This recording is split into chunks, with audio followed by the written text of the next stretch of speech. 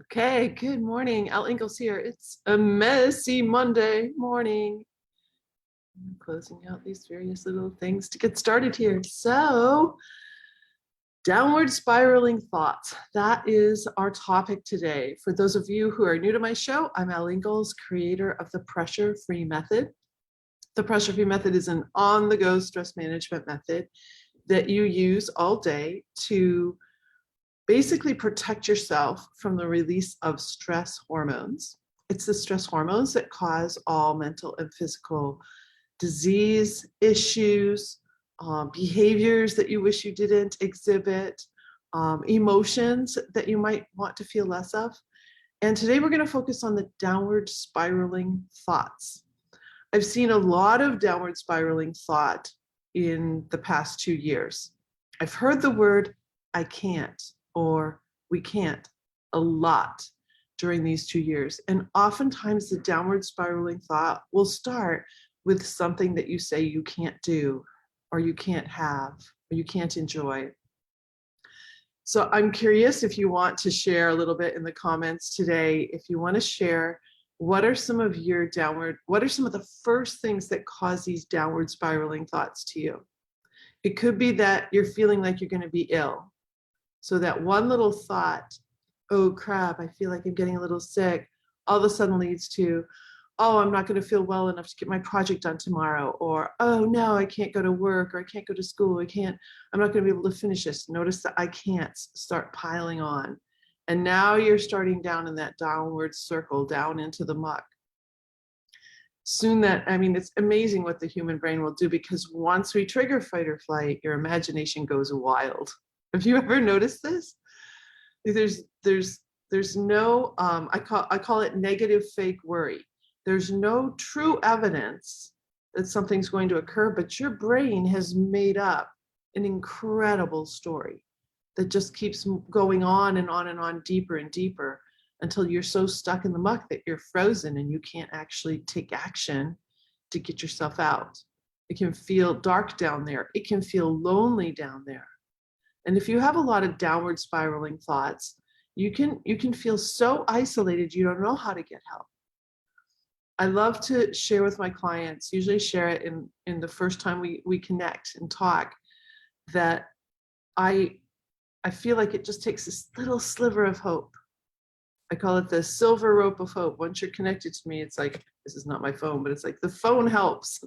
The phone is a silver rope of hope. A lot of people have silver phones in fancy cases, but underneath it's silver. And all it takes is connecting to one person that you start to feel a little bit of hope. I think back to a time at the University of Michigan. It was spring break of my second year there, and here was the I can't go on spring break because I don't have enough money to go on spring break, and my parents aren't going to fly me home to spend time with them. So I'm on campus, and in my dorm, pretty much the only other people on campus and in the dorm are people who live so far away across oceans that they can't go home. And one of my friends was from Hawaii. She's Japanese and from Hawaii. So it was two of us and a handful of other people in our dorm. That was it. And I noticed that she was going out early in the morning and coming back for dinner. She was gone like all day. I just kind of noticed it because, we're just rattling around in this dorm all by ourselves. And all of a sudden one night she calls me. Well, she had tried to take her life. She had failed. And she called me because she trusted me. And I got her the help she needed over time. It was hard to do that because of her culture and shame. And that's when I developed this idea of the silver rope of hope, that it just takes a little sliver of hope in order to start the downward spiral to reverse the other way. Here's what I did with my friend that night. The reason that she felt unworthy and to the point of doing what she did or trying to do what she did was that her parents said she couldn't come home in the summer and that she had to get a job. She's not a US citizen. She has no work experience, brilliant mind. But she was going out every single day to try and find a job. And no one would hire her. Gosh, I'm trying not to cry. No one would hire her. So she felt she was so unworthy. Her parents didn't want her back. There was no job for her. She couldn't live. She couldn't live. Oh, sorry. So here's what I said to her. I said, what if you came home with me in the summer? Come home to New Hampshire with me. So I grabbed the phone off the wall. It's one of those wall phones with a cord, right? And I called my parents, and my mother answered. I said, Mother, I have a friend who can't go home for this summer break. Can she come to New Hampshire? Of course, I knew my mother was going to say yes. Right? So, but my friend heard it. She could hear my mother said, of course, yes, we'd love to have her. So I hang up the phone, and that was the beginning of the hope. Here's the second thing I did. I had one of those blank books. I've been journaling and writing my goals for years, since I was like 17, 18 years old. I had an extra blank book, and I gave it to her, and I said, okay, when you start thinking something, I want you to sit down and write, and I just want you to journal, and I want you to see if you can like turn this way instead of this way. I didn't think it's kind of a spiral, like reverse the spiral is what I was teaching her.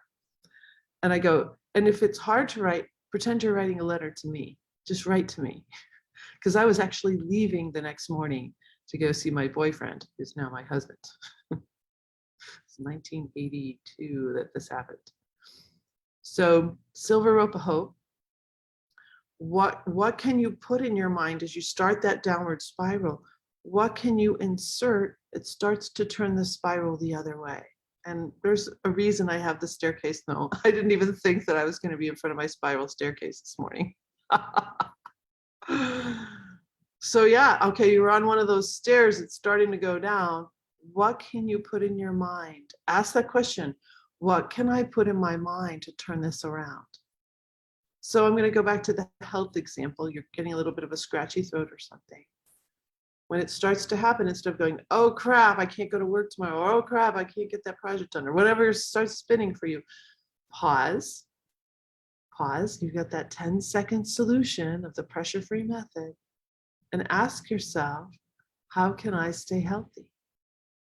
How can I be fine? How can everything be okay?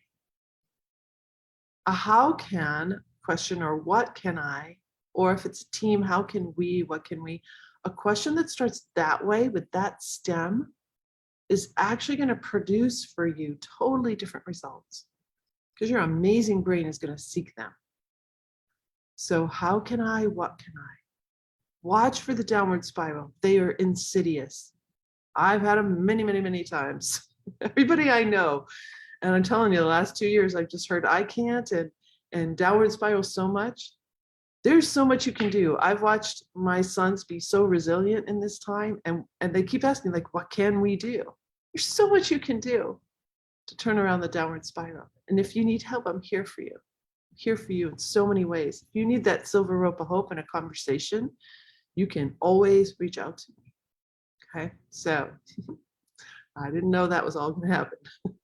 I wish you a great pressure-free day, and I will see you tomorrow morning.